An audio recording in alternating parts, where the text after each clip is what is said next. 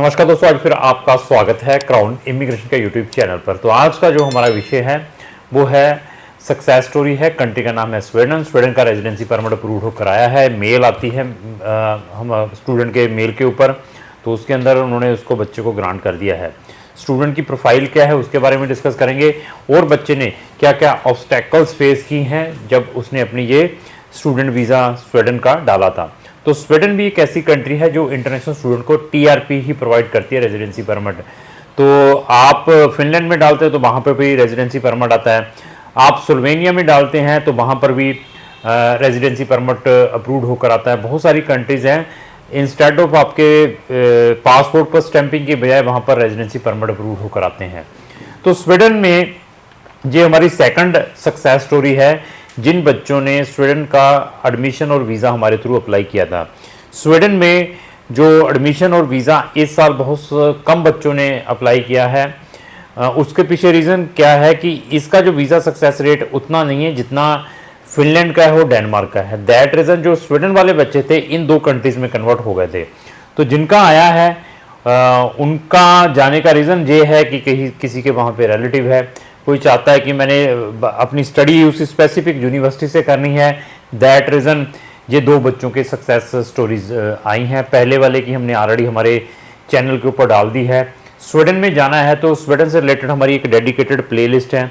उस प्लेलिस्ट के अंदर आपको नंबर ऑफ सक्सेस स्टोरीज भी मिलेंगी स्वीडन की, एज वेल एज आप किस वे से अप्लाई कर सकते हैं, क्या आपने फंड्स दिखाने हैं, क्या एप्लीकेशन फीस है, स्वीडन माइग्रेशन एजेंसी किस वे से आपके केस को देखती है।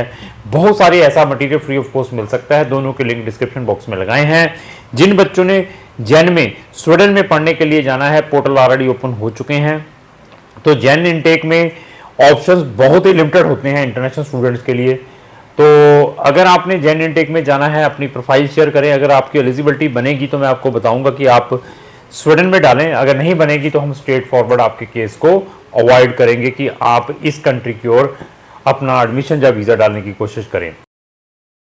तो अभी देखिए बच्चे की प्रोफाइल क्या है कि बच्चे ने 12th की हुई है। 12th इसकी पीसीएम से है, 86% मार्क्स हैं।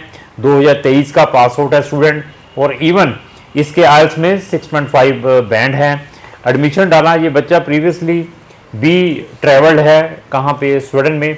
तो अभी इस बार जब हमने इसका एडमिशन डाला, वीज़ा डाला, इसका टीआरपी जब ऑनलाइन अप्लाई की, तो इस बच्चे को इंटरव्यू के लिए भी कॉल किया गया।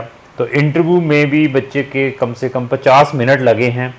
तो 50 मिनट में क्या क्या क्वेश्चंस पूछे गए हैं और क्राउन इमिग्रेशन ने ऐसे कौन से टिप्स बताए थे बच्चे को, तो वही उस पैरेलल जैसे क्वेश्चंस पूछे गए। उसके बाद जब इंटरव्यू दे दी तो विद इन 3-4 डेज़ के अंदर वीज़ा इसका रेजिडेंसी परमिट अप्रूव होकर आया है। अभी रेजिडेंसी परमिट का प्रिंट होकर भी 3 to 4 वीक्स में एम्बेसीज के पास आ जाएगा। उसके बाद इसको जब मिल जाएगा तो इसके बाद ये स्वीडन में ट्रैवल कर सकती है। तो ऐसा है कि अगर आपका स्वीडन का एडमिशन आपके लेवल पर आ चुका है, आप सिर्फ हमसे टीआरपी की सर्विस चाहते हैं कि हमने सिर्फ रेजिडेंसी परमिट अप्लाई करना है, आपको कोई फंड्स में प्रॉब्लम आ रही है कि फंड्स कैसे शो करने हैं, किस वे से शो करने हैं, उसमें भी क्राउन इमिग्रेशन आपको गाइड कर सकता है। इवन अगर आप चाहते हैं कि मेरा कंप्लीट केस क्राउन इमिग्रेशन के थ्रू प्रोसेस किया जाए, वो भी आपको सर्विस मिल सकती है। अगेन डिपेंड आप चाहते क्या हैं। फिनलैंड में ऑलरेडी पहुंच चुके हैं, वहां जाने के बाद अपने पेरेंट्स के वीज़ाज अप्लाई करवाना चाहते हैं, सिबलिंग्स के वीज़ाज अप्लाई करवाना चाहते हैं, उसमें भी क्राउन इमिग्रेशन आपकी हेल्प कर सकती हैं। फिनलैंड से किसी अनदर कंट्रीज़ में रीलोकेट होना चाहते हैं एज ए स्टूडेंट, तो वहाँ से भी हम आपकी हेल्प कर सकते हैं कि वहाँ से हम दूसरी कंट्री में कैसे रीलोकेट हो सकते हैं। तो फिनलैंड में अगर आपने जैन इनटेक में पढ़ने के लिए जाना है तो क्राउन इमिग्रेशन से जरूर संपर्क करें, और क्राउन इमिग्रेशन प्रोफाइल देखने के बाद आपकी मैक्सिमम से मैक्सिमम हेल्प करने की कोशिश करेगी। लास्ट ही मेरी यही रिक्वेस्ट है, अगर आपको जो मेरी वीडियो अच्छी लगी इसको लाइक एंड शेयर करना ना भूलें। Thank you.